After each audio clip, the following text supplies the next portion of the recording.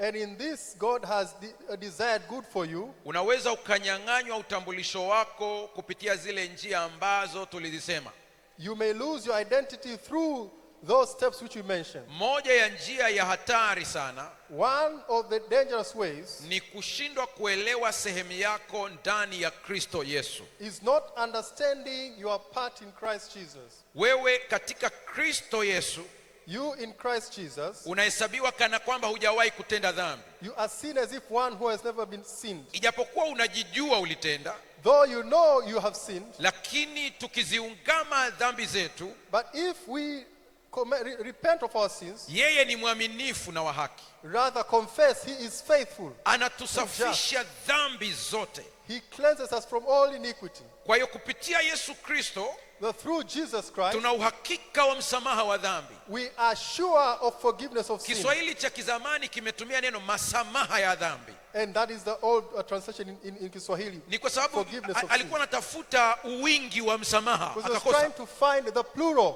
akaandika masamaha, and not masamaha in Swahili. Ukielewa ya kwamba kupitia Kristo Yesu, but understanding that through Christ Jesus, unakuwa huru, you are set free, utakuwa na ujasiri, you have the courage wa kukabiliana na chochote kitakachokuja, to deal with anything that will come across you. Lakini usisahau, but do not forget, Mungu sio dictator. God is not a dictator. Hajaumba robot. He has not created robots. Ameumba binadamu. He has created beings. Kwa hiyo kuna wakati anakuachia ufanye maamuzi wewe mwenyewe. There are times he allows you to make decisions on your own. Na katika maamuzi yetu, and in our decisions, tunajikuta tumekosea. We find ourselves to have gone astray. Ila tukipata elimu ya kimungu, but once we are educated of God's word, inatusaidia tupunguze makosa. It helps us to reduce or to minimize the mistakes. Hallelujah. Hallelujah. Sisemi hatutakosea. I am not saying we will not make mistakes. Ila tunapunguza. But we will reduce the mistakes. Mtazame jirani yako. Look at your neighbor. Mwambie tuko pamoja au unazidiwa. We together or you're overwhelmed? Amesemaje? What is the response? Tuko pamoja. We are together. Siku moja Daudi, one day David, na unyenyekevu wake wote mbele za Mungu, in his humbleness towards God, akachemka. He messed up. Na alichemka, he messed up pabaya, in a very wrong way. Najua nikisema hivi wengi wanakimbilia kwa Bathsheba. And if I say this, people think of Bathsheba. Siongelei hiyo. I'm not talking about that. Naongea habari nyingine kabisa. Something completely different. Kila wakati akienda kupigana alikuwa anashinda. Whenever he went to battle, he won. Wanasema wanazuoni katika Talmudi, kitabu cha Kiyahudi, and theologians say in the book of Talmud, wanasema Wafilisti walikuwa wanauliza, the Philistines would inquire, wakisikia Israeli anakuja, when they hear Israel is coming, swali la kwanza ilikuwa ni hili, this was the first question, Daudi yupo? Is David amongst them? Wakiambiwa tumemuona, when they say we have seen him, wanasema hivi, they say, enyi Wafilisti, oh Philistines, kimbieni na kuokoa roho zenu, run and save your souls, maana wanamjua, because they know him. Kumbe kakiburi kakaota. Then he became proud. Kama akasema inakuwaje mimi kila siku nashinda? How can I be winning every day? Mimi najipanga vizuri. I prepare well. Ninaweza kupigana. I can fight. Kwanza maana ya jina lake. Because first the meaning of name. Jina la Daudi lina maana mbili. The name of David has two meanings. Maana ya kwanza ni mmoja aliyependwa. The first one who is loved. Namba mbili ni mtu wa kupigana. And the second is the man of battle. Akasema huenda linanibeba hili. This is what probably carries me. Lakini idadi ya watu wangu, but also the number of my people. Nina jeshi kubwa. I have a great army. Akatuma watu akasema nenda ukawahesabu Waisraeli. He sent people, go and number the Israelites. Uniambie wanaotumia panga ni wangapi? And tell me those who use machete are how many? Walenga shabaha ni wangapi? And those who are snipers are how many? Wanaotumia mawe ni wangapi? And those who are using stones are how many? Akamwita Yoab.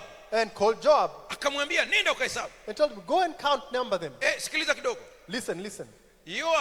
Joab na Daudi and David ni ndugu. They are related. Joab na Daudi ni ndugu. And David are related.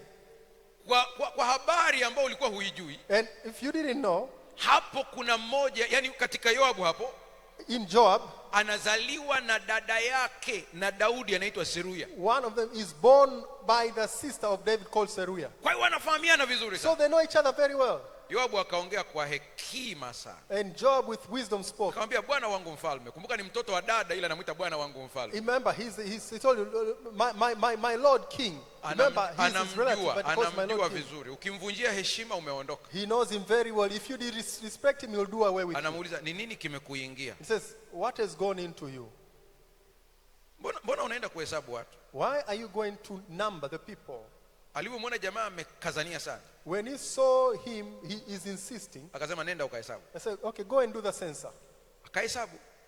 He went and did the census. Jambo lile likawa baya machoni pa Bwana. That was an evil thing in the presence of the Lord. Ukisikia ile story, if you hear that story, ambayo Mungu anamwambia Daudi ya kwamba itabidi nikuchape, when God says to David, I'll have to whip, ilikuwa ni hilo. It was that. Ila bado nikuambie, but let me tell you, ni kipenzi cha Mungu. He is the beloved of God. Hallelujah. Hallelujah. Maana Mungu anamwambia Nathan, but because God tells Nathan, kamwambia Daudi nitamchapa. Go and tell David I will deal with him. Ila katika adhabu 3 achague moja. But in the 3 punishment, let him choose one. Umewahi kuona watu wanajadiliana kuchapana? Have you ever seen people discussing of how to punish him? Eti achague moja. That he should choose one. Alafu ndume ikajibu vizuri ikasema, and he responded well. Kuna hii moja umesema nichapwe na Mungu There is this one that I said I should be. Kuna ambayo naanguka katika mikono ya maadui. And there is one I should fall in the hands of my enemies. Hii ya kuchapwa na Mungu, the one of being punished by God, ndio naitaka, is the one I want. Maana kwake,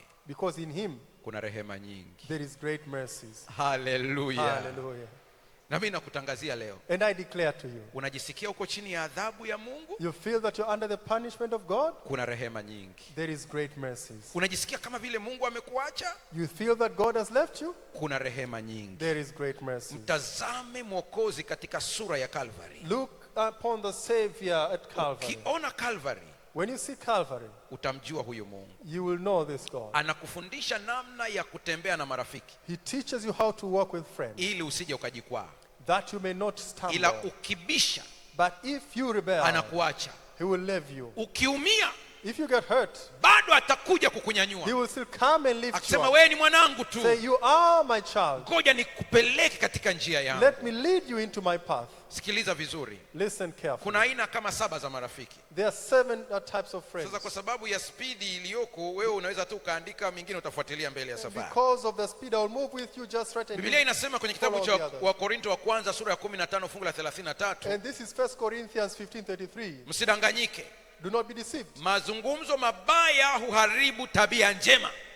Speaking bad words corrupts good character. Niwakumbushe kidogo. I'm just reminding. Ni kwenye mimbari hii ya zamani, sio hii ya sasa hivi. It is upon this pulpit, but the older one. Ile ya zamani ile. The older one. Nilisimama hapa. I stood right here. Nikawaambieni hivi. I told you this. Ukiwa uko kwenye kundi la watu wanaomsengenya mtu. If you are in a group of people who are talking about the other in the wrong way, unavuta balaa kwenye maisha yako. You are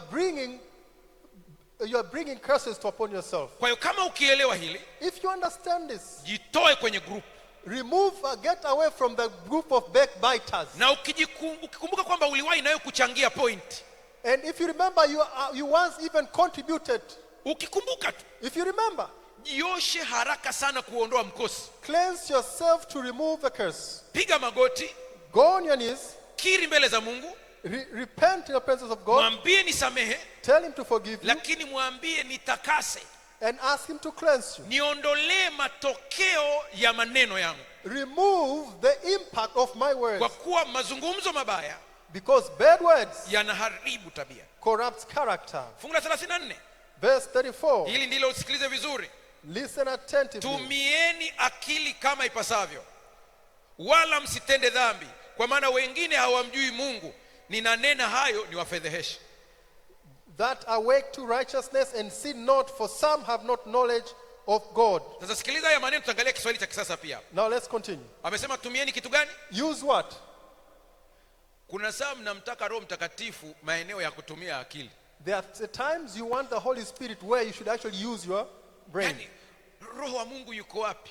Where is the Spirit of God? Kwa mfano, for example, hakuna andiko ambalo linasema there is no scripture that says utakimbia zinaa kwa maombi. You will run away from adultery through prayer. Imesema ikimbieni zinaa. Mwisho wa kunukuu. But it says run away from adultery. Yani kwa urahisi kula kona. In simple words, get away.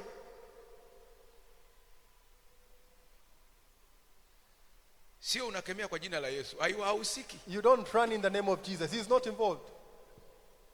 Tumia nini? Use what?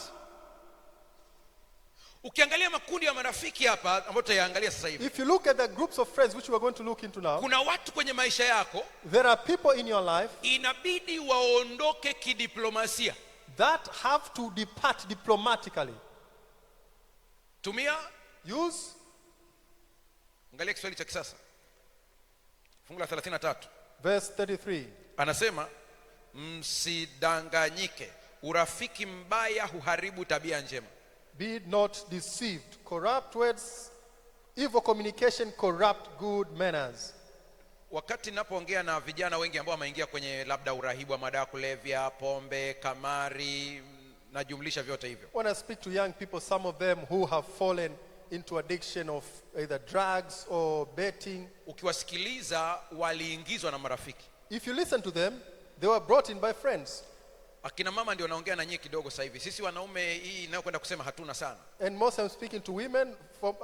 For men it's really not some Akina mama Mungu amewapa sensi ya ziada. Nyie mna ya ziada. Women, God had given you a sixth sense, as they Mtoto call wako it. akianza kuingia kwenye makundi mabaya, When your child is getting into bad kuna groups, kitu mama anajisikia there is something you as a mother you sense, ila hajui ni nini. but doesn't know what it is. Sasa mama ukijua hii, Now when you know this, mtoto wako amekaa tu hivi unamtazama. your child is like this, you look Kama kuna kitu kinakwambia lakini hayuko sawa. as if something is not right. Usitarajie kwamba atakwambia hayuko sawa kwa kumuuliza. Do not expect that they will tell you they are not right by telling Maana them. hata ukimuita ukamwambia naona kama hauko sawa, Even if you call them and tell them, I can see you are not well, atakuuliza kwani kuna nini? they'll tell you, what is it?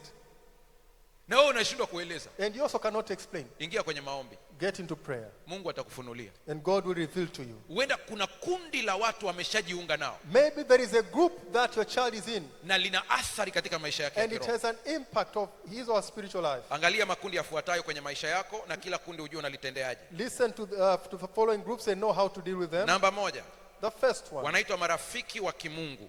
these are people of divine connection. Marafiki wa kimungu. People of divine, friends of divine connection. Ameiweka vizuri kabisa, ni divine connection. Hawa wanapokuja kwenye maisha yako, When they come to your life, wametumwa kukuinua. they have been called to lift you up. Haleluya. Hallelujah. Na wanakuja katika staili ambayo hata ukiulizwa mlikutanaje, And they come in a way, even if you ask, how did you meet huwezi them? kuelewa. You also cannot Lakini understand. Mungu atakutanisha nao tu. But God will bring them to you. Methali 17:17 inasema, That is Proverbs 17:17 says, rafiki wa kweli ni rafiki siku zote. a true friend is a true friend always. Ndugu huzaliwa asaidie wakati wa taabu. A brother is born for adversity. Hujanielewa. You have not understood. Nakwambia usidanganyike. Do not be deceived. Ndugu yako sio rafiki yako. Your relative is not necessarily a friend. Ndugu yako ameandaliwa siku ya taabu. But your friend is prepared in the days of Ndio maana adversity. utaenda na marafiki zako huko kote, zunguka nawe. That's why you go with your friends all the places around. Siku kikiumana, When things become bad, ndugu ndio anaingilia. that's when you get a brother. Jamani, hamjayaona haya? Haven't you seen this? Watu wanakukimbia, People run away from ila you. ndugu atabaki. But your relative will stay. Umeumwa, huna chochote, You are sick, you have nothing. ndugu atabaki. Your relative will remain. Sikiliza, Listen, hata kama ikikuuma, huo ndio ukweli wenyewe. even if it's painful, Kuna but that's the truth. watu wapo kwenye maisha yako There are people in your life kwa sababu wanafaidi. because they are benefiting. Wanyonyaji, kazi yao wanafaidi tu wao. They are benefiting from you. Ondoka kwenye cheo ulichonacho, utolewe. Get away from the position that you are in. Hawakupigii simu. They won't even call you. Usiumie, Don't be hurt. ndio maisha. That's life. Yakubali. Accept it. Unajua msongo mkubwa ni ukataa kukubali reality.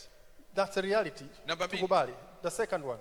Rafiki wa muda, season of friends. Rafiki wa Season muda of tu. friends. Rafiki wa muda. Rafiki wa muda. Season of friends. Yaani kuna watu kwenye maisha watakuja There are people in your life who na come, muda mfupi wataondoka. and after some time, a short while they will go. Usipate stress. Do not be stressed. Biblia inasema kila jambo lina wakati wake. The Bible says there is time for Kwa everything. usianze kupata msongo, wameenda wapi. Do not trouble yourself asking where they've gone. Waliletwa kwa muda. They were brought for that time. Uking'ang'ania waendelee kukaa kwako, If you persist that they should remain with you, watakuharibia huko Mungu anapokupeleka. they are going to ruin the plans where God is Kwa hiyo taking you. lazima waondoke. Therefore, they must go. Ukiona wameondoka, When you see they've gone, acha kuhuzunika. Do not be sad. Mwambie Mungu asante. Tell God, thank you. Ukiwang'ang'ania, If you cling unto them, watavuruga huko unakoenda. they will ruin the plans ahead. Namba 3 And the third one, ni rafiki wa kusaidia hatima yako. these are destiny helpers. Hawa wanakuja tu wanakupeleka kule.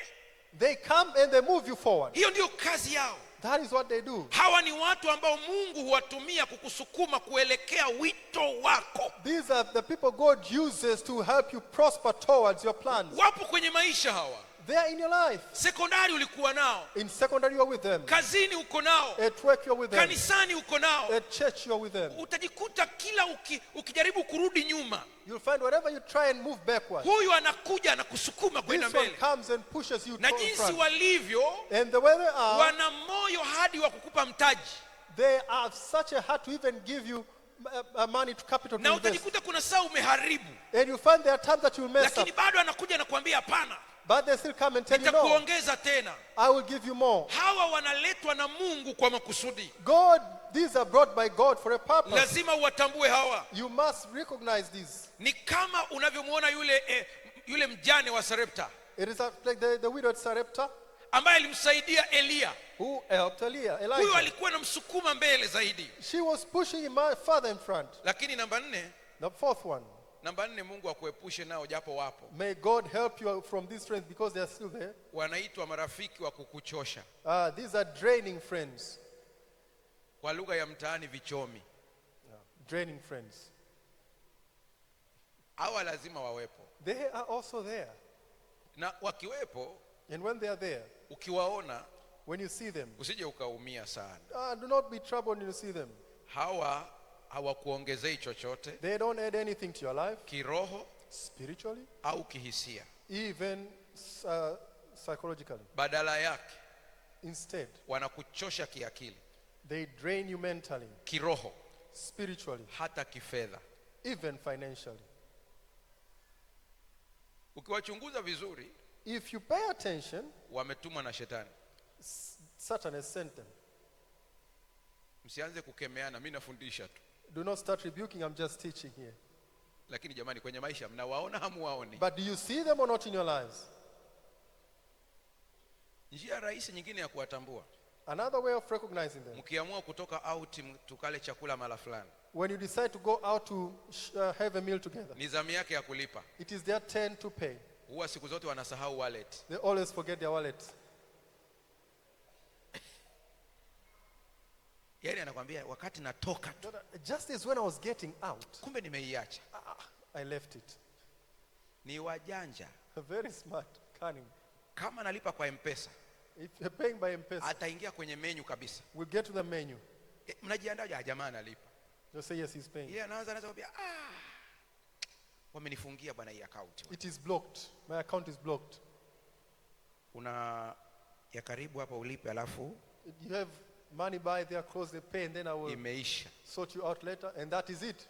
History. Hawa watu These people, mkiongea nao chochote, whatever it is you speak with them, utajisikia amekukausha na nguvu zimeisha. you'll see that they have drained you completely. Tulia kidogo hapo unisikilize. Listen carefully. Zamani ulikuwa ni mtu wa maombi sana Back then, you were a prayerful person na kusoma neno vizuri kabisa, and reading the word of na God, ulikuwa unasikia nguvu za kiroho. and you filled with the Spirit of Hawa God. watu wakija kwenye maisha yako, When these people come to your life, hujisikii tena kuomba. you no longer want to pray. Hata ukiulizwa kwa nini siku hizi huombi tena, Even if you ask, why don't you pray anymore? hujui. You don't know. Wametumwa kukukausha, They have been sent to drain you. washindwe kwa jina la They Yesu. should fail in the name of Jesus. Hao ndio kazi yao kubwa. That is what they do. Namba 5, The fifth one, rafiki mwenye wivu. these are envious friends. Wapo, They are there. wapo, They are there. na mimi nawaonya mbele. And I'm warning you now. Acheni tabia ya tangaza ovyo mafanikio yenu. Stop the habit of declaring your success. Kuna mtu unafikiri kwamba rafiki yako anatabasamu, There is somebody you think is a friend and they're smiling. roho inamuuma. The Spirit sees them. Yaani hawa wapo, nakwambia leo ili ujue wapo. They are there. I'm telling you, they are there.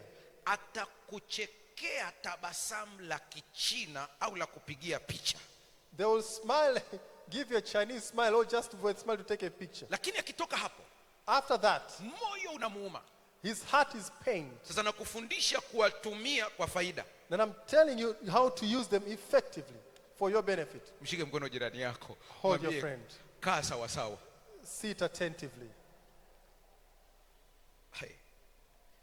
Ni Biblia inakuelekeza kuwatumia hawa. The Bible is telling you how to use them. Hao wengine nimekuambia achana nao. The others have told you to let Ila them go. hawa wenye wivu hawa, But these ones, usiwafukuze. don't chase them away. Waache wawepo. Let them stay. Ila jifunze kuwatumia. But learn to use them. Na nukuu Biblia, sio mimi. And I read from Mhubiri 4:4, iandike hiyo. Ecclesiastes 4:4, write it Kiswahili down. cha kisasa anasema, tena niligundua kwamba juhudi zote za mtu na ujuzi wake katika kazi vyatokana na kuoneana wivu.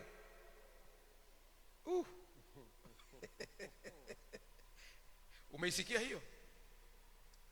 Naongea na watu wa binadamu. Did you hear that? Jamani, umeisikia hiyo? Did you hear that? Narudia tena. Tena niligundua kwamba juhudi zote za mtu na ujuzi wake katika kazi vyatokana na kuoneana wivu. That every effort and every skill of somebody comes out from being envious of the other. Hayo nayo ni bure kabisa. That also is Ni sawa na kufukuza vanity. It's vanity. Sasa unasema mchungaji, unamaanisha nini hapo? What does it mean? Ukigundua kuna rafiki yako anakuonea wivu, If you realize there's a friend who's envious of you, usimseme do not backbite. wala usije ukaanza nawe kupambana naye. Do not even try and fight them. Ongeza uzalishaji. Increase your production. Hallelujah. Hallelujah. Yaani huo ndio moto wa kufanya upige kazi zaidi. That this should actually help you to move further, to grow Huo ndio further. moto wa kufanya wewe uendelee kuomba zaidi. That should cause you to pray even more. Huo ndio moto wa kufanya mwambie Mungu nilinde zaidi. That should make you ask God to protect me even Hapo more. ndipo utumie Zaburi 41 vilivyo. That is why you use Psalm 41 as it is. Maana wametajwa pale. Because they are mentioned. Zaburi 41 inasema, Psalms 41 says, wanakuja kunitazama nikiumwa, they come to see me when I'm sick, lakini lengo lao but their sio kunihurumia. purpose is not to be Wamejaa merciful. uovu ndani yao. The evil in their hearts. Wakiondoka wanasema, When they depart, they go and tell, tumeenda. we have gone. Akimaliza wiki, If he finishes the week, bahati. he's lucky. Vipi? Well, what? Hata akisimama anatetemeka. Even when he stands, he's shivering. Taabu yako wewe ukiyasikia hayo, When you hear that, unaanza kuumia tena. you are pained. Rafiki yangu tena amenisema hivi. My friend, how can he say this about you? Ukiyasikia hayo, When you hear that, geuza. turn it around. Hallelujah. Hallelujah. Yageuze. Turn it around. Mwambie Bwana, Flip it and say, Lord, nitetee, fight for me. nipiganie, Fight for me. ili wakajue That they may know uhai wangu that my living umefichwa ndani is yako. hidden in you. Hallelujah. Hallelujah. Mbaya ni huyo anaitwa rafiki adui aliyejificha. And this is the hidden enemy, friend. Huyu katika 41 Zaburi anasema, msiri wangu tena niliyemtumaini, And this is in Psalms 41:9. aliyekula chakula changu ameniinulia kisigino chake. The friend that I hoped for is the one who ate my food, is the one who has lifted a heel against me. Sitaki kumsemea maana mnamjua, kwa hiyo sitaki kuongeza sana. I Niende do not namba want to 7. say because you know them. Namba 7 That's number 7 now. I got number ni 7. mwangamiza hatma au maono Number 7 is the one who destroys, destiny destroyer. wako. They are there. Mnakumbuka nimewaambieni kwamba mipango yenu ya mbele usipende kushare sana na watu, Remember, I've told you not to share your plans with people. kwa sababu unaweza kukutana na hili kundi la huyu rafiki huyu. You are going to meet this friend as well. Yeye tabu yake Their problem, hataki ufike unakoenda. they do not want you to prosper. Ndio wale wakisikia kule kazini unatajwa kupandishwa cheo, When they hear that you are about to be promoted, wanawahi kwa bosi kumwambia mambo yako. they run to the boss to tell him all Moja ya things tabia about yao, moja ya tabia yao ni hii. you. One of their characteristics, Wanajifanya karibu na mtu they pretend to be close to you, na wanapenda kupekenyua siri zako. and they like to try and understand and know more about you. Ukiona mtu anakudadisi sana kujua mambo yako ya ndani, When you see someone trying to know yuko about your kwenye inner hili life, kundi. know that they are in this group. Mfano, For example, unaendeleaje siku hizi? how are you doing nowadays? Ndoa yako iko sawa kweli? Is your marriage stable? Inakuhusu nini ndoa yako? What does your marriage concern me? Anakuambia kwamba iko sawa. Yeah, it's okay. Kweli. Are you sure? Really? Anataka umsimulie. They want you to open up. Ukifunguka mambo yako. When you open up, ni fimbo kwake. It is a stick. Jaribu kuinuka tu. Anakumbushia. The day you try and rise up, he will remind you. Kwa jina la Bwana. I'm warning you in the name of the Lord. Jifunze kuwa na msiri mmoja. Learn to have one person to share. Ambaye unamwambia kila kitu. The one that will tell everything. Naye ni Yesu Kristo. And that is Jesus Christ. Piga magoti nyumbani kwako. Go onto your knees in your home. Weka kiti mbele. Put a table, a chair. Mwambie Yesu kaa hapo tuongee. Tell Jesus sit here and I'm sitting here. Funga kabisa mtu yote asisikie. Close the door that you are in complete privacy. Simulie story yote ya mambo ambayo unayapitia. Tell him everything that you are going through. Hata kama ikikugharimu kutoa machozi, toa machozi mbele yake. Even if it causes you to shed tears, that is good. Lia ukiwa na yeye wawili. Shed tears in his presence, just as well. Ukitoka hapo nawa uso wako. When you are come from there, wash your face. Toka na tabasamu. Go out with a smile. Maana Yesu anashughulikia mambo yako. Because Jesus deals with your challenges. Hallelujah. Ukiwaona wanaoharibu kule unakoelekea usitishike. When you see those who are destroying your destiny, don't be troubled. Kabla hatujaingia kwenye maombi ya ibada ya leo, before we go into prayers, nataka uwajue marafiki wawili walioharibiana maisha yao. I want you to know two friends who messed up the other one. Cha Mungu mmoja, one a God-fearing na mwabudu shetani mmoja. And one who worships the devil. Hata ninyi mnaofanya biashara, even you who are in business, huwa ninawaambia, I tell you, kabla ya kuingia kwenye partnership katika biashara, before you get into a business partnership, funga na kuomba kwanza. Fast and pray. Kwa sababu kuna watu wengine wanakuja kwenye maisha yako. Because there are people who come to your life. Unaweza ukadhani kwamba ile deal inalipa sana. And you may think that deal is going to pay me. Lakini target yao ni kukuangusha kiroho. But their purpose is to bring you down spiritually. Piga picha huko na mtu kwenye biashara. Visualize you're with someone in business. Unafikiria habari ya kuweka wakfu biashara yako kwa maombi. And you think that you should dedicate this business to God in prayer. Yeye anawaza kuzika mbuzi. And they are planning to go and kill a goat. Naongea lugha mbili tofauti kabisa. You speak in two different languages. Sikiliza hii. Listen to this. Katika wafalme wa Israel, amongst the kings of Israel, wa pili kwa kumpenda kutoka moyoni mwangu, the second one that I love from my heart, anaitwa Jehoshaphat. That is Jehoshaphat. Yule jamaa alikuwa ni mcha Mungu. He was God-fearing. Super. Very God-fearing. Na alikuwa anampenda Mungu kutoka moyoni. And he loved God from his heart. Sio kinafiki. He did not pretend. Na yeye ni uzao wa Daudi. And he was from David. Wakati anakuja katika madaraka, and when he was coming, mwandishi wa Biblia kitabu cha Nyakati ya pili sura ya 18 anasema, in the book of 2 Chronicles 18 it says, anaeleza ya kwamba Jehoshaphat, it says Jehoshaphat aliingia kwenye madaraka, came into authority, akiwa ana lengo la kufanya matengenezo. He came 18 fungu la kwanza. That is 18 verse 1. Sikia maneno haya. Listen to these words. Basi Yehoshafati alikuwa na mali na heshima tele. He had riches and honor. Na akafanya ujamaa na Ahabu. And joined affinity with Ahab. Sasa unajiuliza ilikuwa kuaje hapa? You ask yourself, how did this come Baba to yake alipokufa tu, when the father had died, akarejesha ibada ya Mungu. He brought back the worship of God. Rafiki yangu unanisikiliza, my friend, listen to me. Fanya ufanyayo. Do what you do. Rejesha ibada katika maisha yako. Bring worship into your life. Nyumba ambazo ibada zimekufa, houses whereby there is no more worship, leta tena ibada nyumbani kwako. Bring back worship in your homes. Ibada ni sehemu ya kuungana na Mungu. Worship is the way to connect with God. Ni sehemu ya kupokea nguvu za kiroho. It is the way to receive spiritual power. Kwa muda wako utasoma hii story kwa muda wako. In your time you read that story. Anasema Jehoshaphat, they say Jehoshaphat akaletewa zawadi. Was brought gifts.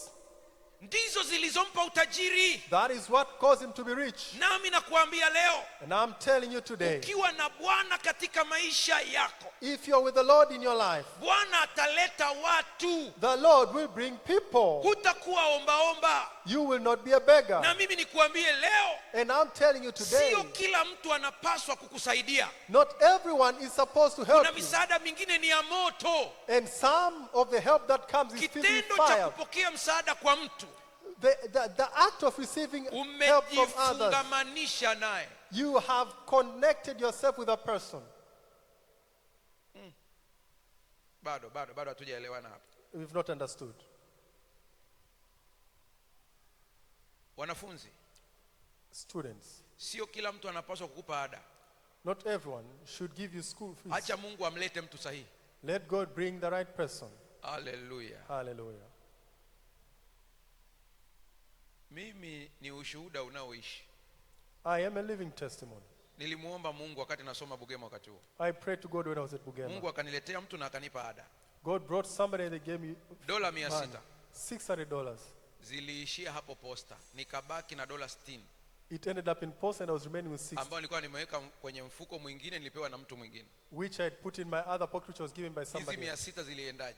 How did the 600 go? Nilikutana na mbaba mmoja hapo posta. I found a certain man in post, Amevaa vizuri, tai na koti na ana kitambi. well dressed in a suit and very heavy. Nikaamini huyu hawezi kuwa mbaya. And I said, it cannot be an evil person. Kwanza afya yake kwa wakati huo unajua ana nini? Because of the good health, Ameniona naenda kwenye bureau na you hangaika say hapa. he has money. Akanambia njoo. I was going to a bureau and he said, Una come. shida gani unahangaika hapa? What are you struggling with? Nikamwambia naangalia rate nzuri. I'm trying to find the best rate. Akanambia usihangaike sana. Sema, do not trouble yourself. Wewe ni kama mwanangu. You are like my child. Ninakupeleka sehemu ambayo ina rate nzuri kuliko hizi. Si unatafuta ya I'm Uganda? taking you to a place which is a better rate than this. Twende nikakuonyesha. Let me take you. Akanipeleka kwenye rate nzuri. He took me to a place where I can find a better rate. Akachukua bahasha yangu ya dola 600. Took my envelope of $600 Akaingia kunibadilishia hela. and went in to change money. Sikumuona hadi leo. I never saw that person up to this day. Hadi hivi ninavyoongea. Even now as I speak. Ilibidi nimuulize Mungu mara mbili. I had to ask God twice. Hii kitu kwa nini umeruhusu itokee? Why have you allowed this to happen? Ndipo nikaja kugundua That's when I came to realize ninajiandaa kumtumikia Mungu. I'm preparing to serve God. Huduma ni ya kiroho. Their ministry is of God. Sio kila mtu Spiritual. alipaswa kunichangia hela. Not everyone was meant to contribute towards me. Mshike mkono jirani yako. Give, Mwambie take umeelewa au your neighbor's hujaelewa? friend and ask them to understand. Ask if they've understood. Amekujibuje? What is their response? Mtu fulani ilikuwa nisaidie, siku hizi hapokei simu. Somebody was supposed to help me nowadays doesn't pick up my calls. Hajapangwa na Mungu. God has not sent that person. Aliyepangwa na Mungu atakusaidia. The one who's sent by God will help you. Hallelujah. Hallelujah. Jehoshafati na uzuri wake wote, Jehoshaphat, in all his goodness, ana utajiri aliyopewa, rich, akafanya kosa moja tu. made a mistake. Akajifungamanisha na familia ya Ahabu. Formed affinity with the family of Ahab. Afrika tuna tamaduni yetu hii, makabila karibia yote. We have our own cultures in Africa, different tribes. Kabla mtoto hajaingia kwenye ndoa, Before a child gets into a marriage, kwanza huko nyuma kabisa, way back, ilikuwa hakuna ile tabia ya kusema kwamba unachagua mwenyewe, unachaguliwa na wazazi. there was nothing like you're choosing for yourself. Parents will choose for you. Huna mjadala. No discussion. Yaani wanasema tu familia fulani na fulani, kuna msichana yuko pale, mwisho wa kunukuu. Say this Tena is wazao the wanakuambia family. na mahari tumelipa. We have already paid dowry. Kuna vitu walikuwa wanaviangalia. There were things that we were looking for. Ahabu Ahab yeye ameoa mwanamke mchawi anaitwa Yezebeli. married to Jezebel, a Tena witch, akaanza kujengea miungu yake nyumba. and started constructing houses for the gods of Jezebel. Alafu huku kwa Jehoshaphat And in Jehoshaphat, wanamwabudu Mungu wa mbinguni. they praised the God of heaven. Akatoka binti wa Ahabu, There came a daughter of Ahab, akaja kuolewa kwa Jehoshaphat. came and to be married in the family of Jehoshaphat. Kwa mara ya kwanza alikuwa ni mzuri, For the first time, she was good. lakini kumbe kuna kitu amekuja nacho. But there was something that she came with. Vijana wote mnaonisikiliza, All young people listening to me, kama kuna wakati wa kuomba hekima ya kimungu, if there is time to pray for the wisdom of, ni wakati wa Heaven. kuchagua mchumba. it is the time when you are looking for a life Wako partner. watu There are people ambao Mungu alikusudia waende mahala fulani, that God had planned they go lakini somewhere. walipoingia kwenye ndoa, But when they got into marriage, ndoto zao zilikufa kabisa. their dreams were completely shattered. Nini unachokileta kwenye maisha yako? What is it are you bringing into your life? Unaleta kitu cha kukusogeza mbele au kukuharibu? Are you bringing something that will prosper you or even send you backwards? Akaolewa binti akaja, That young lady was married into na the family. wakaanza kuishi.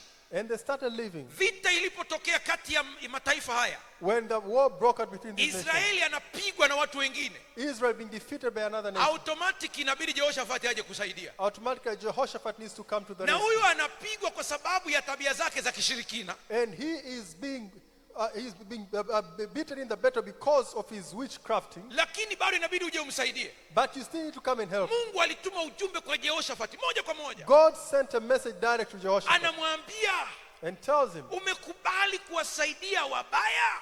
you have accepted to help Leo the evil one. nitakuonyesha. I will show you. Unapoungana na watu wasio sahihi, When you form an affinity with people who kuna are not right, vitu vinaweza kukupiga, there are things that will destroy you, ili ujiandae haraka sana. that you may prepare very well. Wamekanyaga pale, They've stepped there. Jehoshafati amefika pale, Jehoshaphat has come akasema, and said, mimi huwa sipigani bila kuomba. I usually not fight without prayer. Nimsikie Mungu kwanza. Let me hear God first. Ahabu anasema sawa. Ahab says, sir, it's okay. Akasema walete manabii wa Mungu watuambie. Bring the prophets of God to tell us. Wakaja manabii, None prophets came. kila mmoja anasema, Everyone, nenda utashinda, go, you will nenda prosper. utashinda. Go, you will Kwa prosper. vile Jehoshafati ana roho wa Mungu, Because Jehoshaphat has the spirit of God. akawatazama manabii, He looked at the prophets.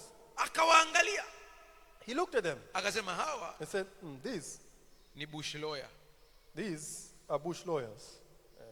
hawajasoma sheria hao. They have not even done law.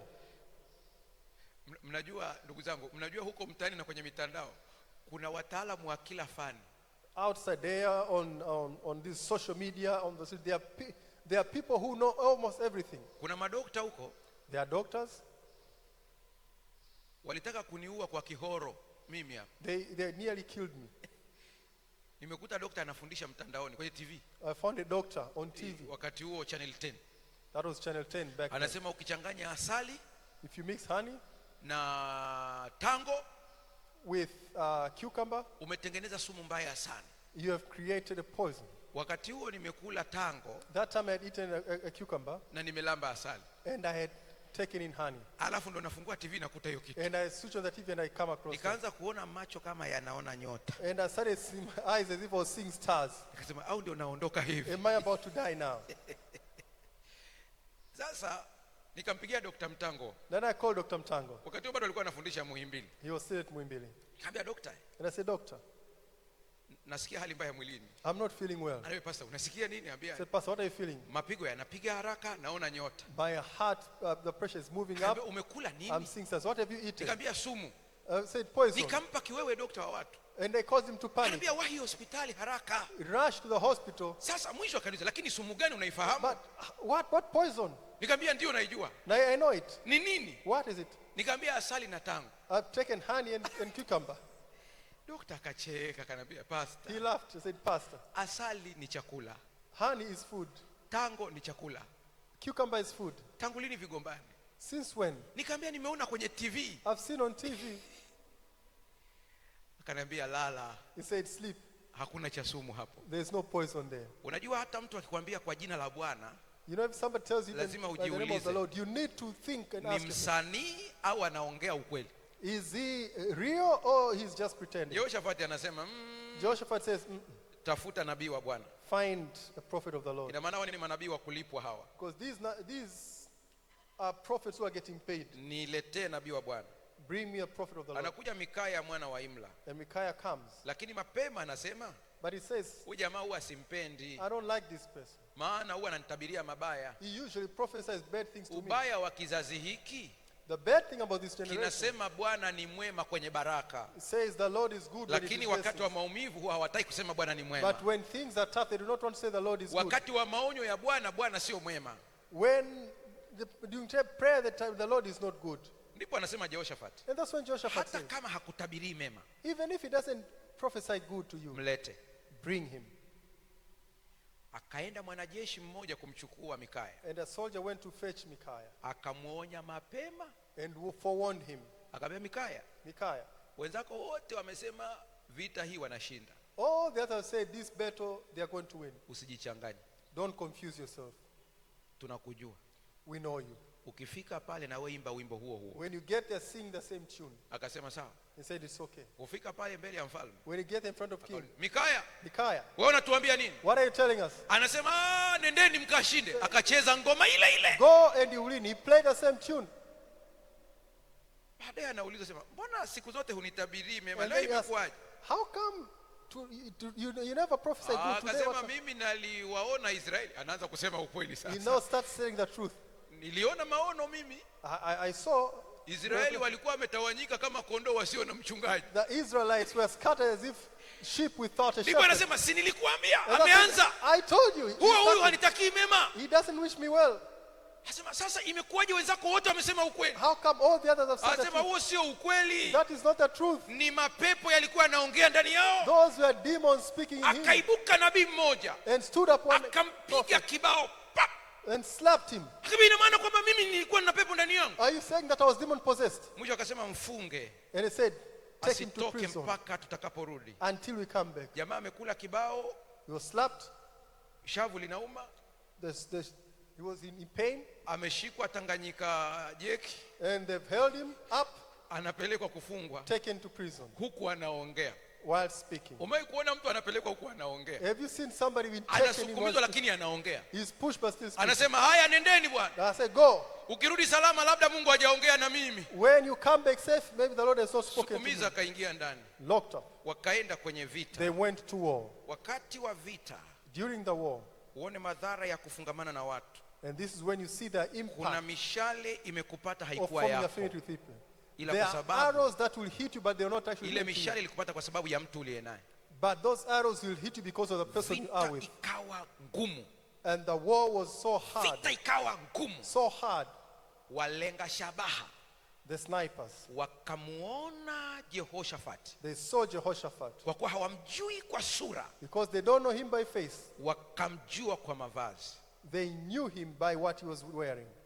Hapana, naomba nisogee tu kidogo hapa kidogo kukuonyesha uzito. Let me come close as I emphasize on this. Rafiki unayekuwa naye The friend that you have anakuambukiza mavazi ya rohoni. will also give you the spiritual garment.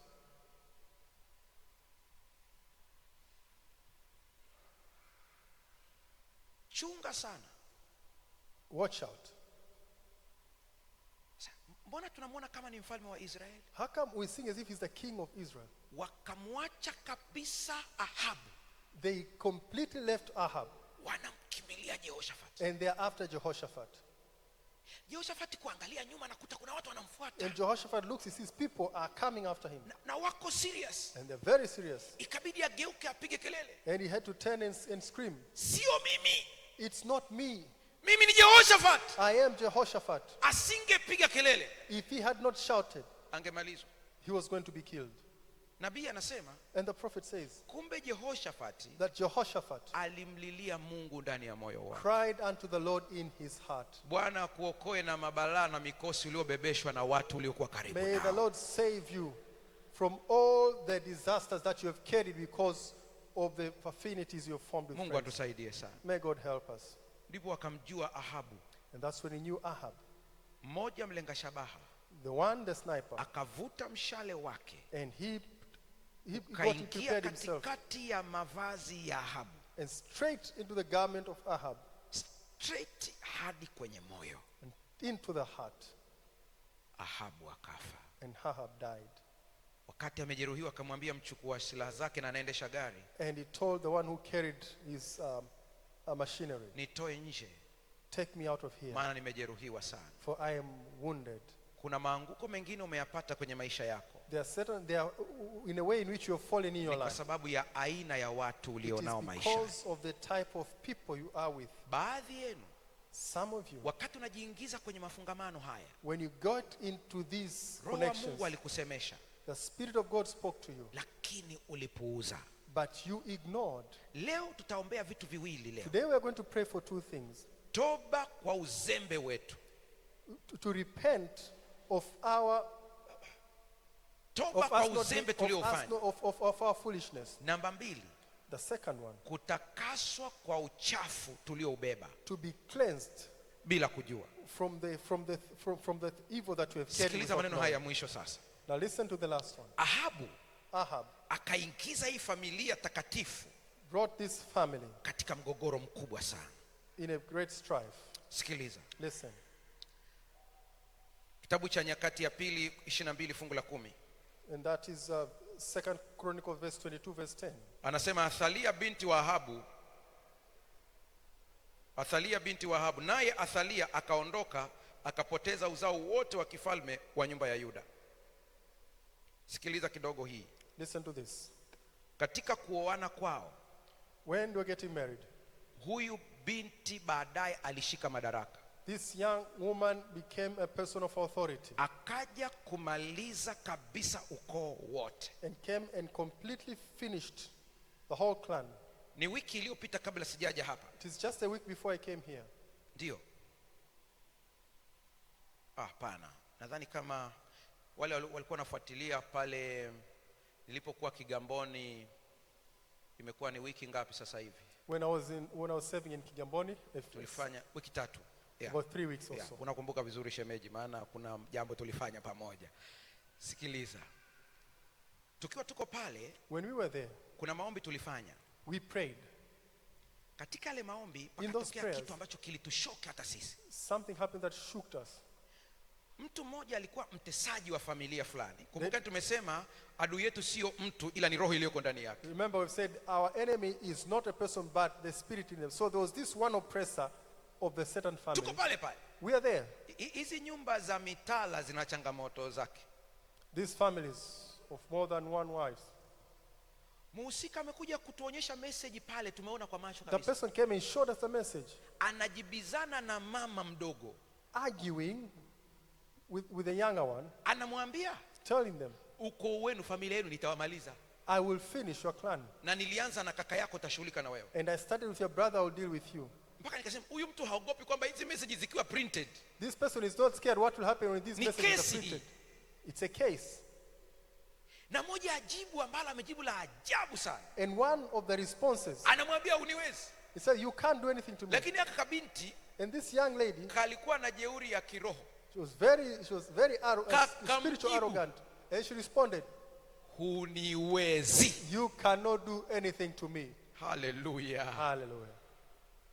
Sasa sikia. Now listen, Tukatoa zile message pale. we took those messages. Watu wakaziona baadhi. And some people saw them. Sasa hii ambayo nataka kusema ambayo ndio ya wiki iliyopita sasa. The one that I want to say, which is Kumbe the kuna full- mwingine alikuwa anatufuatilia online. so there is one who was following online Na yeye akaamini ile nguvu ya Mungu pale. and believed in that power of God. Niko Dodoma hapa ofisini. I'm in Dodoma in the office. Wanakuja watu wawili. 2 people come. Mmoja ni wa mama mkubwa, One of the mwingine wa mama mdogo. one of the bigger wife and the other of the younger Hawa wife. vijana wawili These two, wote wamempokea Yesu kuwa Bwana na Mwokozi wa maisha yao. they've both received Jesus Christ as the Lord and Savior. Wanapendana, They love one another. wanasaidiana. They help one another. Lakini But huyu mkubwa ndiye ananiambia sasa. the older one is saying, Anasema, "Pastor, Pastor, hatujaja hapa kukuambia tunavyopendana. we have not come here to tell you how much we love each other. Ila nimeshangaa. But I'm surprised. Mama yangu mzazi My own mother ameniambia has told me nije niongee na huyu, that I should come and speak to her. nimwambie msamaha, I should pray for forgiveness for maana her. mishale imekuwa ni mikubwa na mama anataka kufa." For the arrows are so much and mother is about to die. Huyu nimemuuliza, And I've asked this one, "Yeye mnajua masuala ya kichawi?" Amesema, "Mimi sijui." are you involved in which? I've said, no, I Ila don't know. tu But tulimlilia Mungu kwa matukio yanayotokea kwenye watoto wa mama huyu hapa, we cried unto the Lord because of the things that are happening from this na woman. Mungu ametujibu. And God has answered. Haleluya. Hallelujah. Tuko pale, nikamwambia, "Naweza kuongea na mama yako?" With that, I said, can I speak to your mother? Akasema sawa. Says, okay. Akampigia mama. She called the mother. Niko ofisini kwangu hapo. They're in my office. Akamwambia, "Mama, tumeenda kwa yule mganga ambaye ndio hawa walienda. I said, mother, we have gone to that doctor who of which Kwa these hiyo have mganga gone. amesema And they said, anataka muongee." wants to speak to you. Yaani kidogo nimkatishe, niambie, "Wewe, mimi sio mganga." I nearly stopped and said, no. Lakini I sasa am not kashaongea. I'm not a witch doctor, but they've spoken already. Nikapokea ile simu, naongea na yule mama, nikamsalimia kwa heshima I zake took the zote. phone, I respectfully greeted the woman. Nafikiri mama tu kwa kusikia sauti akahisi kwamba mimi ni mdogo sana kwake. And as soon as she heard my voice, she could tell that I'm Akaniambia, quite young. "Mwanangu, And said, my son, nakuomba jambo moja tu. I'm asking you one thing. Hao watu ukiwaendekeza wataniua. If you continue with these people, they will kill me. Sasa punguza." Now slow down. Nikamwambia nipunguze nini? Kwambia, what should I slow down on? Asema huku mwenzio naumwa. I am sick. Nikamwambia mama, ulifanya nini? What did you do? Anasema roho tu iliniuma. My heart just pained. Kitendo cha huyu mwanaume kuleta mwanamke mwingine hapa ndani. The act of this man bringing another woman. Sasa nikaelekezwa sehemu tukaenda. I was told to go to a certain place. Huko Ukerewe ndani. Hivi nimesema eneo. Aya. Somewhere in Ukerewe.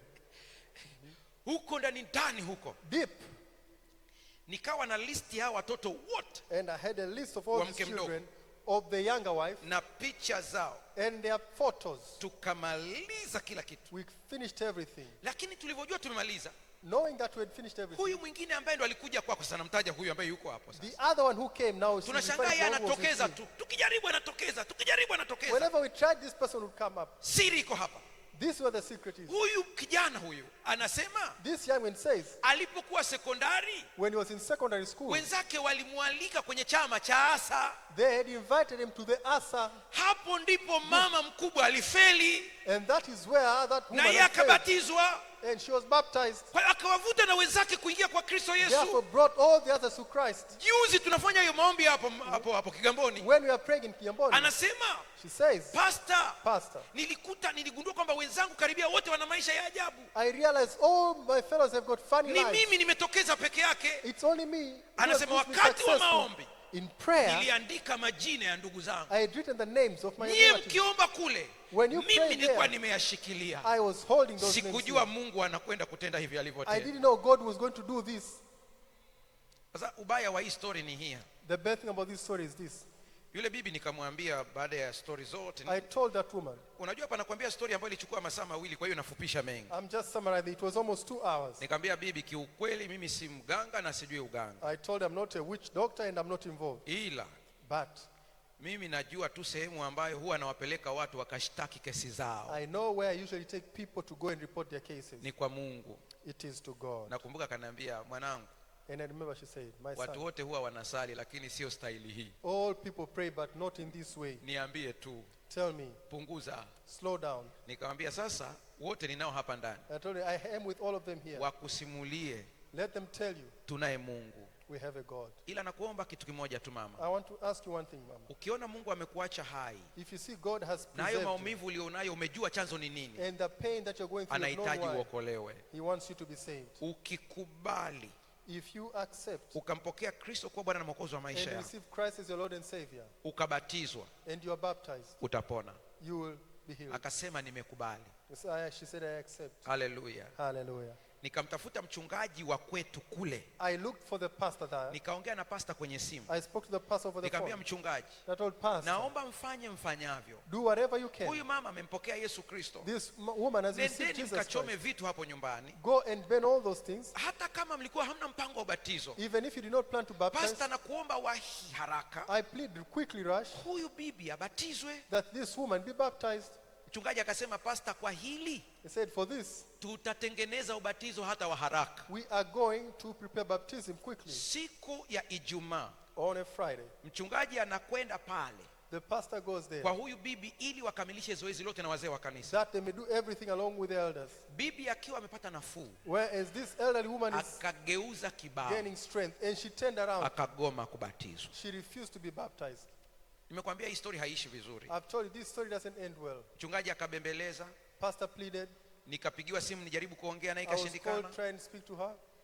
Nikamwomba kijana wake mkubwa ambaye yeye tunasali pamoja. And I asked her oldest son of which we nikamwambia funga safari, nenda kamshawishi mama. I said go and speak to your mother. Akaenda. He went.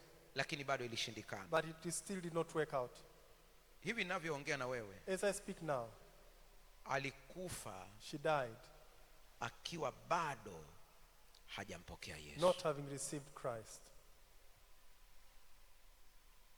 Nakwambia kitu ambacho ni kibichi kabisa. I'm telling this something that is so fresh. Unasema pastor, kwa nini unasema haya? I said, pastor, why are you saying this? Tunakwenda kuomba staili ya ajabu leo. We are going to pray in a very unique manner. Ikiwa kuna wakala wa shetani ambaye alileta madhara katika maisha na ukoo kwa ujumla. If there is an agent of the devil who has brought confusion and all sorts of problems. Usipambane naye. Don't deal. Vita ni ya Bwana. The battle is the Lord. Usiingie kuanza kuwaspoti watu kwamba ni yule. Nani amekwambia? Don't try to start pinpointing is this and so and Acha so. Bwana apambane vita yako. Let the Lord fight. Lakini Bwana akutakase May the Lord cleanse you pamoja na familia yenu. along with your Na family. ikiwa kuna madhara ya kirafiki, muunganiko mbaya, And if there is an impact of friends or through connections that are not good, Bwana akutoe katika muunganiko huo. may the Lord get you out of those Lakini ikiwa connections. kuna mzazi ambaye yuko hapa, But if there is a parent here mtoto wako aliingia kwenye makundi mabaya yakampeleka nje na Bwana, and your child was involved in groups and they've taken them away from the Lord, Bwana amrejeshe. may the Lord bring that child back. Naomba usimame. Please stand.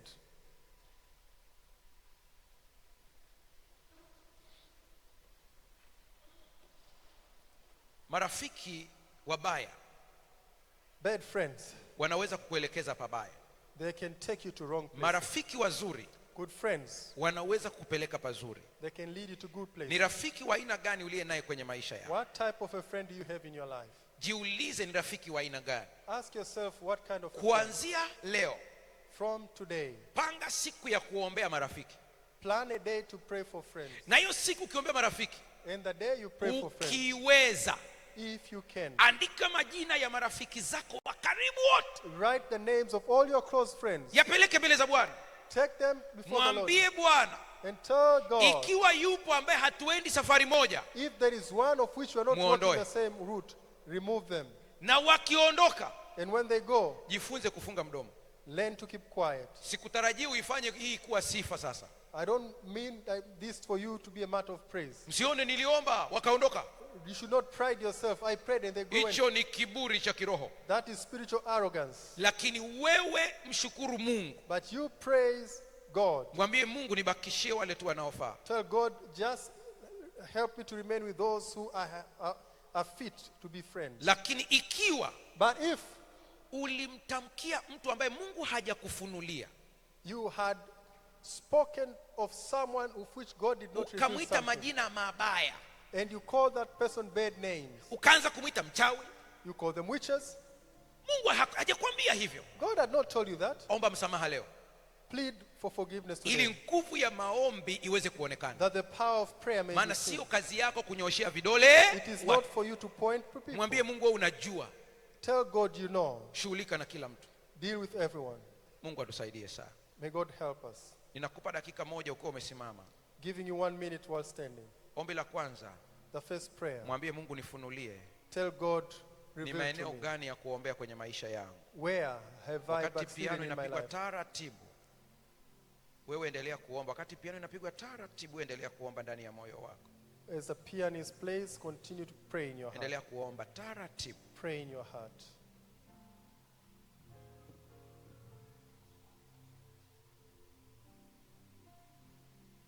Endelea kuomba ndani ya moyo wako. Continue to pray in your heart. Endelea kuomba. Continue to pray in your heart. Wakati unapoendelea kuomba, As you pray, ombi la pili, the second prayer, mwambie Bwana, tell God, ikiwa kuna mahusiano ya kiurafiki niliingia, if there is a friendship that I got into yakaniletea madhara, and caused me and impacted me, nioshe sasa. cleanse me, Nioshe sasa. cleanse me.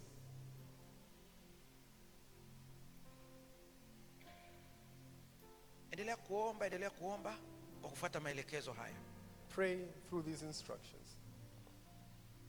Namba 3, kwa umefumba macho yako. Number 3, with your eyes Ikiwa closed. kuna vitu vinafanana katika familia yenu If there are certain similarities in your family na ni vya anguko, and which causes people to fall, vinafanana, very similar. vyaweza kuwa ni talaka, It can be divorce, kuto kupata watoto, not having children, kuanguka kiuchumi, economic vyovyote vile, mimi challenges, sivijui. whatever it may be, I don't know. Hebu tumia huu muda Use this time kumwambia Bwana, to tell God, ikiwa kuna mzizi wa kung'olewa, if there is a root that needs to be uprooted, nifungulie macho niweze kujua open that I may na see ukanisaidie. and that you may help. Endelea kuomba ndani ya moyo wako. Magonjwa yanayofanana, Diseases, similar diseases.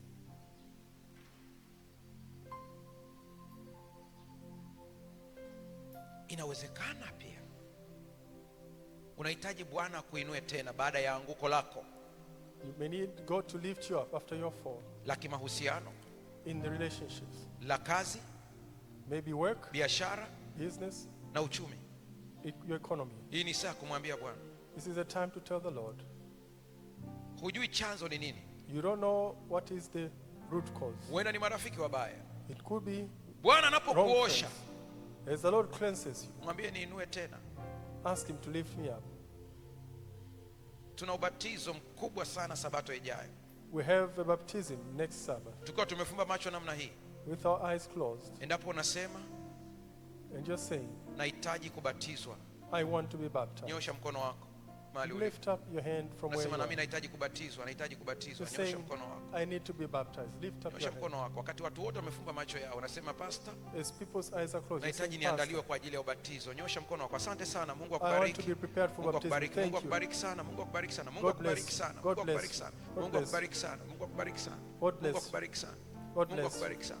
Mungu akubariki sana. God bless you. Shusha mkono wako. Put your hand down.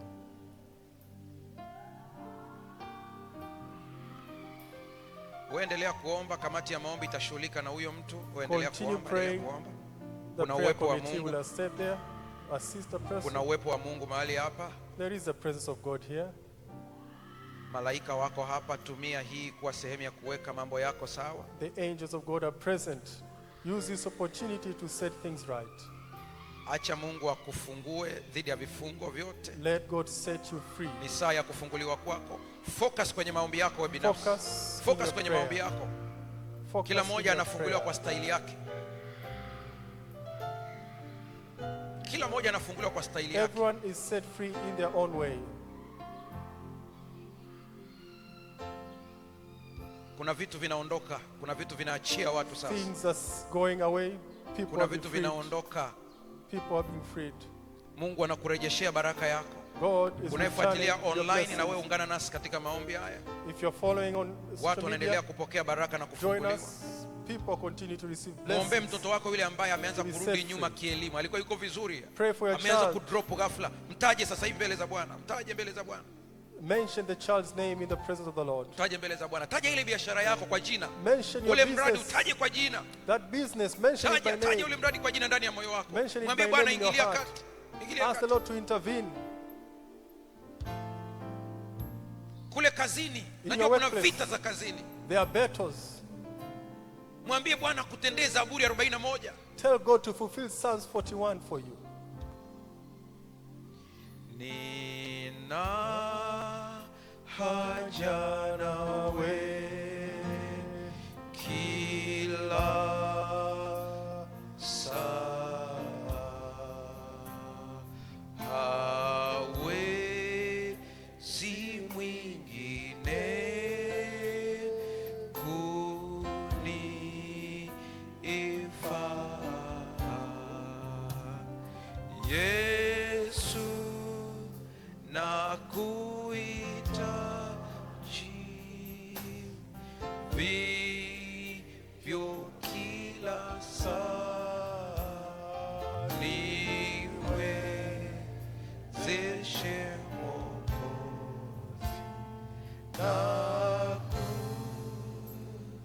Mwokozi, kuna mtu maumivu yanaondoka, maumivu yanaondoka, maumivu yanaondoka. Somebody Endelea is being kumtukuza set free. Bwana, endelea Pain kumsifu is going Yesu. away. Continue to Maumivu praise the yanaondoka. Lord. Endelea Your pain is kumtukuza going Bwana. away. Continue to praise the Lord.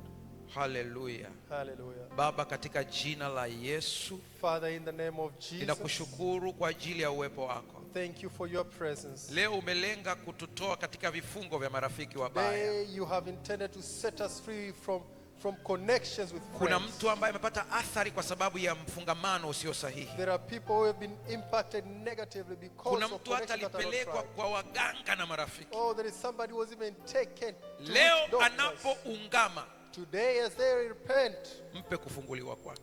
set them free. Tuoshe Yesu. Cleanse us, Jesus. Ninakusihi mfalme wa amani, Plead with you, King mtoto of wako peace. yeyote aliyeko hapa, Whichever of your child is damu present, yako ikapate kumsafisha. your blood may cleanse them. Wale ambao wanaharibu hatima za watu, Those who destroy the destiny of people, wewe mwenyewe ukawaondoe katika maisha ya mtoto wako. that you may remove them from the lives of your child. Lakini But tufundishe kutumia midomo yetu kwa usahihi. teach us to use our mouths. in the right Tusimlaumu manner. mtu, tusilaumu mtu Let us not blame anyone, wala tusimshambulie, not even attacking them, ila tujue vita ni ya Bwana. that we may know the battle is the Lord. Ninakutukuza maana unakwenda kutenda zaidi ya vile I tuombavyo, praise you because you'll do more than what we pray kwa for. jina la Yesu Kristo In the name of Jesus Christ, tumeomba na kuamini, we prayed believing. amen. Amen. Unaweza ukakaa. You may be seated. Ikiwa kuna kitu ambacho Bwana amekutendea, If there is something that the Lord has done for you, unaweza ukaandika you may write it down, karatasi put au a piece of ujumbe, paper or a message, kabidhi kwa wazee wa kanisa give it to the elders. kabla ya kuanza kipindi cha jioni. Before we start the evening service, Tutasoma shuhuda zile ambazo mtazituma. we are going to read those testimonies that will be